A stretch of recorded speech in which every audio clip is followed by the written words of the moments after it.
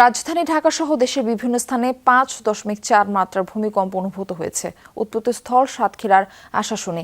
দর্শক, এ বিষয়ে আরও জানাতে আমাদের সঙ্গে যুক্ত হচ্ছেন সাতক্ষীরা থেকে সহকর্মী আকরামুল ইসলাম। আকরাম, সাতক্ষীরা জেলার কি পরিস্থিতি দেখছেন? কোনো ক্ষয়ক্ষতি সেখানে হয়েছে কিনা, বিস্তারিত জানতে যাচ্ছি এ বিষয়ে।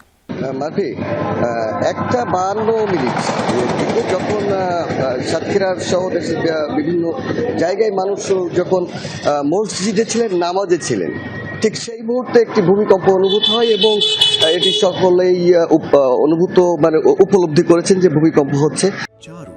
স্টাইলিশ লিভিং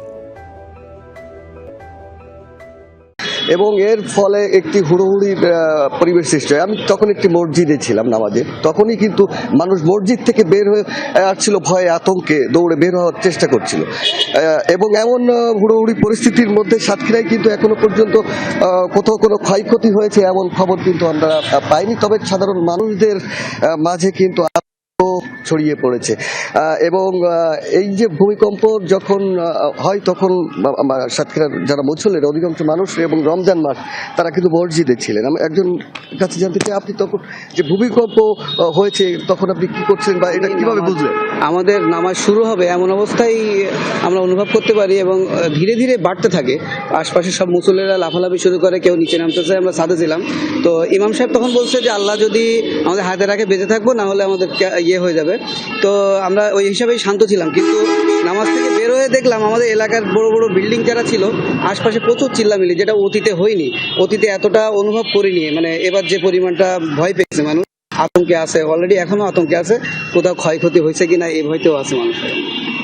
মারপি শুনছিলেন মানুষদের যে অভিব্যক্তি সেটি, এবং সাধারণ যারা বিল্ডিং এর ভিতরে ছিলেন, অনেকে 2-3 তলা 4 তলার উপরে, তারাও কিন্তু নিচে নেমে আসেন। এমন পরিস্থিতির সৃষ্টি হয় এবং পরবর্তীতে তাদের একে অপরের যে আত্মীয় স্বজন বা স্বজনরা রয়েছে তাদেরও খোঁজ খবর নিচ্ছিলেন যে তারা কে কোথায় আছেন, কারো কোনো ক্ষয়ক্ষতি হলো কিনা।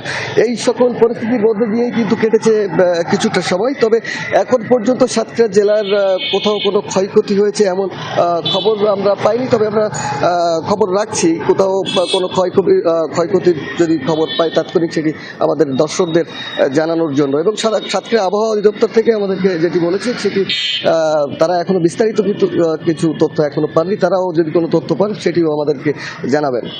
মারপি।